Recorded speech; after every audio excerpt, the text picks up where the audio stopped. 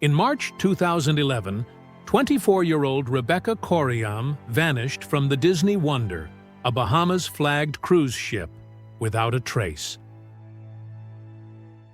Born and raised in Chester, England, Rebecca was a cheerful young woman, working as part of the ship's youth activities team. She had joined Disney Cruise Line after graduating from university, and by 2011 had been on board the Wonder for about 9 months. Colleagues recalled that Rebecca loved her job and was popular with crew and passengers. She was reportedly upbeat and apparently loved working in youth activities. There was no indication she was unhappy. The Disney Wonder departed from Los Angeles on a week-long cruise along the west coast of Mexico in mid-March 2011.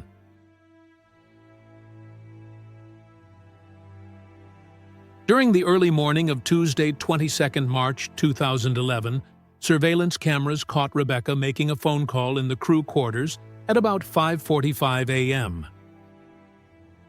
She appeared upset during that call.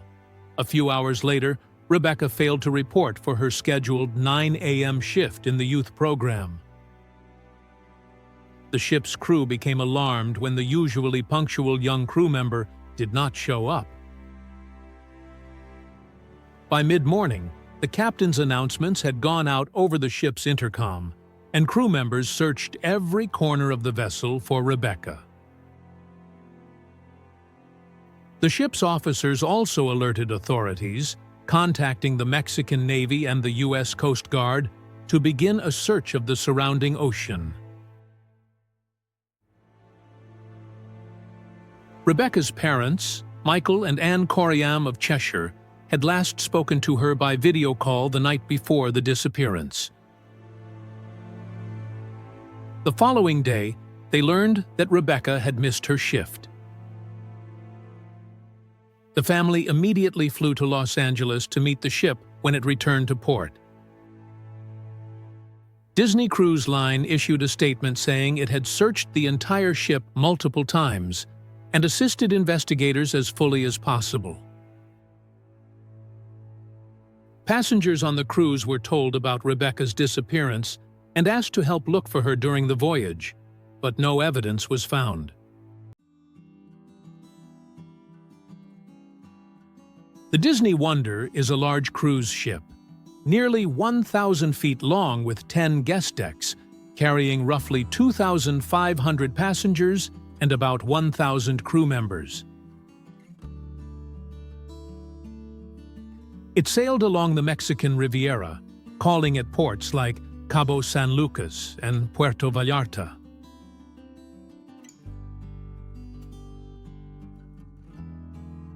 When Rebecca went missing, the ship was still near the Mexican coast. Because the Wonder is registered in the Bahamas, the Bahamian authorities led the official investigation. Local agencies on the Mexican side assisted, and the U.S. Coast Guard offered support if needed. Despite extensive efforts, the search turned up nothing.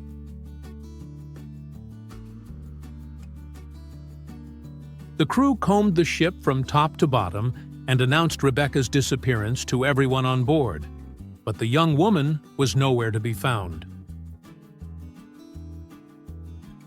Outside the ship, the Mexican Navy conducted searches by sea, while aircraft and ships scanned the waters. After several days without a lead, the Mexican Navy took over the case, and the Coast Guard stood down, indicating that no active U.S. search was being conducted at that time. The Disney Wonder docked in Los Angeles a few days later and quickly resumed its schedule, leaving on another cruise within days. The Coriam family reunited with the ship to collect Rebecca's belongings, but their hearts were broken by the lack of answers. From the outset, The official position was that there was no sign of foul play on board. Bahamian Police Superintendent Paul Roll publicly stated that, after finishing the shipboard investigation, at the present time, there is no evidence to suggest foul play. The case remains open and under active investigation. In other words, the authorities had found nothing to indicate Rebecca had been abducted or murdered on the ship. Disney Cruise Line itself told media that it had conducted a thorough and comprehensive inspection of the ship and interviewed the missing crew members' colleagues. With no body recovered and no witnesses to what happened, investigators tentatively concluded that Rebecca had gone overboard. According to a later report, the inquiry found that she was not on the ship after a complete search, so investigators concluded that she went overboard, possibly as a result of a rogue wave. In fact, the ship's captain told Rebecca's parents that he believed she was washed off the deck by a wave while standing on the crew pool area of Deck 5. However, Rebecca's family immediately questioned this theory, noting that the crew pool is surrounded by a high wall that would make an accidental slip into the ocean very unlikely. No official cause of death could ever be issued, since Rebecca's fate was never determined and her body was never found. The Bahamian police ultimately filed their case as an unexplained overboard event, not a crime, and returned their findings to the family's local police and the UK Foreign Office. Disney Cruise Line has said nothing more definitive, and no autopsy was possible. The mystery remains officially unsolved.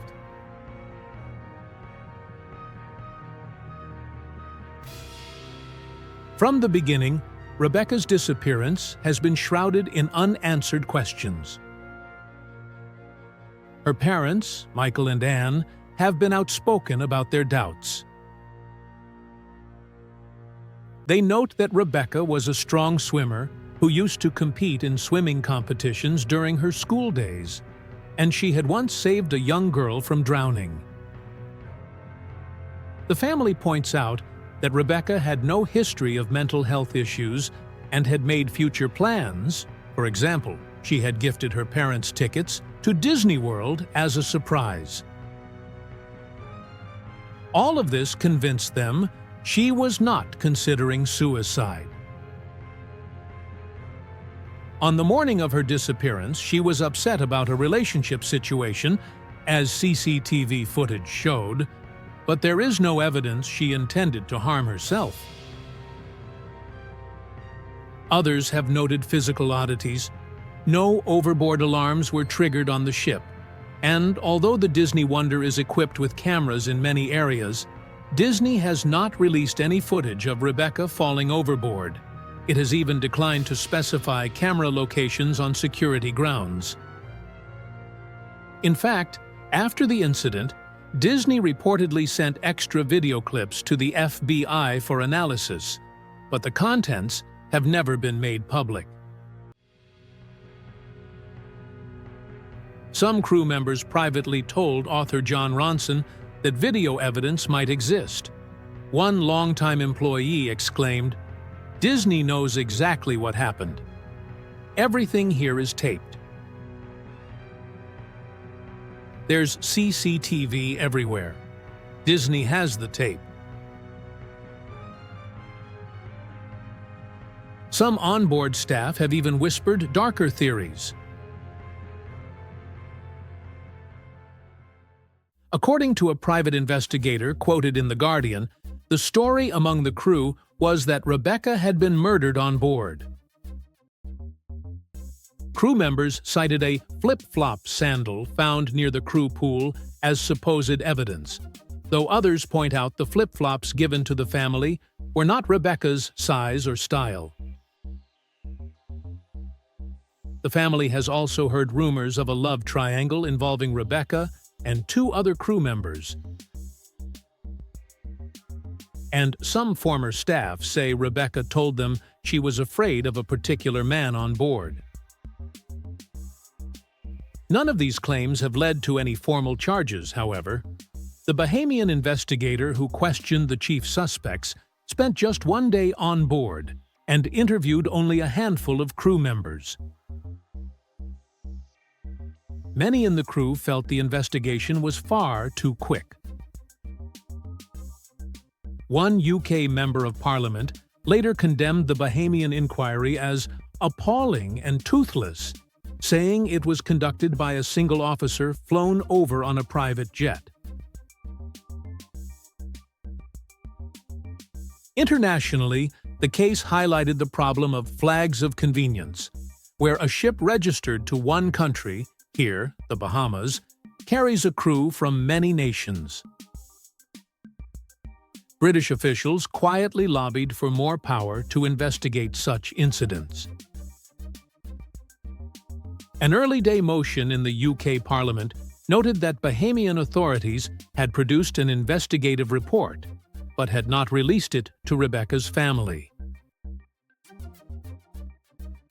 The family themselves eventually received an undisclosed settlement from Disney in 2016, but say the full story remains locked away by the cruise line and the Bahamian police.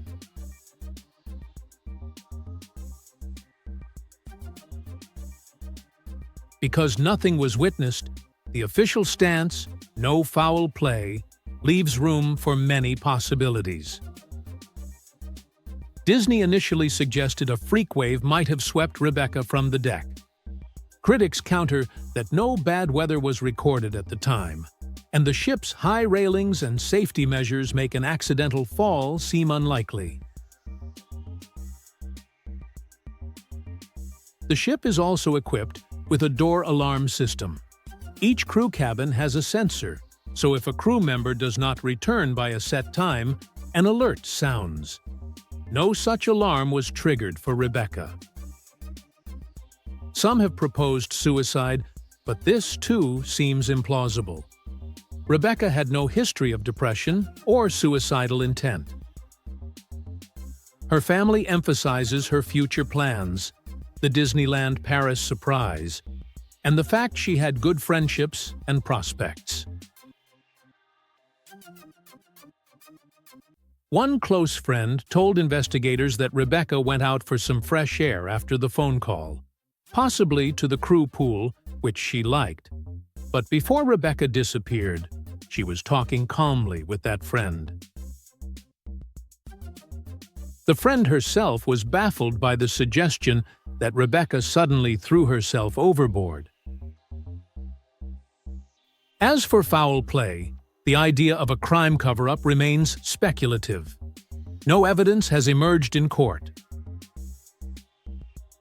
The 2 crew members some have pointed to remain unnamed in any investigation report. The security guard who monitored exits was never publicly implicated by officials. Officially, the case is simply an unsolved overboard disappearance.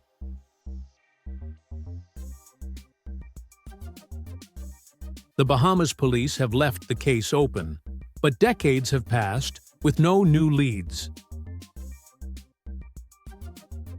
British and U.S. authorities have not charged anyone. Indeed, the Bahamas, which handled the probe, has no jurisdiction to prosecute any non-Bahamian.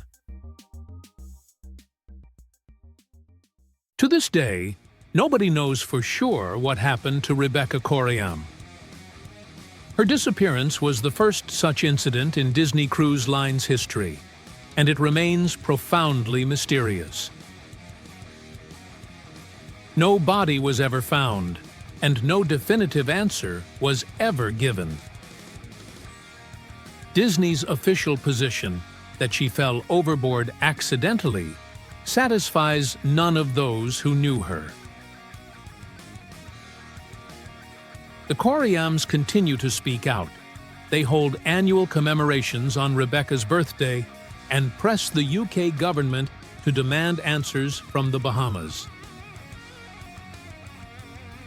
International cruise victim advocacy groups cite Rebecca's case when calling for better worldwide standards on missing crew investigations. The facts we do have are clear. On 22 March 2011, a young woman vanished from a docked cruise ship near Mexico after an upsetting phone call and without taking her place on deck. Despite searches by ship and air, her fate remains undetermined.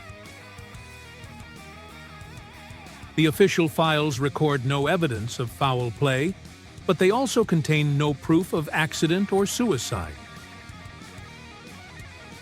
All that is left are questions about a possible wave, a crew member's intent, or a secret quietly kept by someone on board. And so the story of Rebecca Coriam remains open-ended. Every year brings new tributes and renewed calls to find out what really happened.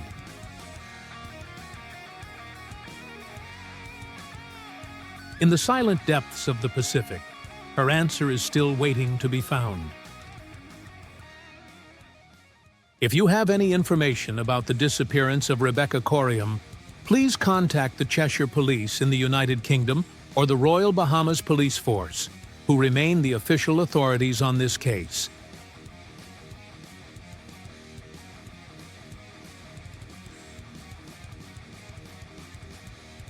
Even the smallest detail could help bring answers to her family and loved ones. What do you think happened? Drop your comment below. Your theory might spark the next discussion. And if you want to continue exploring the mysteries of lives lost at sea, don't miss our previous documentary, Vanished at Sea: The Unsolved Disappearance of Amy Lynn Bradley. Finally, don't forget to subscribe to Unsolved Plus so you never miss another story. Together, by keeping these cases alive, we honor those who vanished, and maybe, one day, uncover the truth.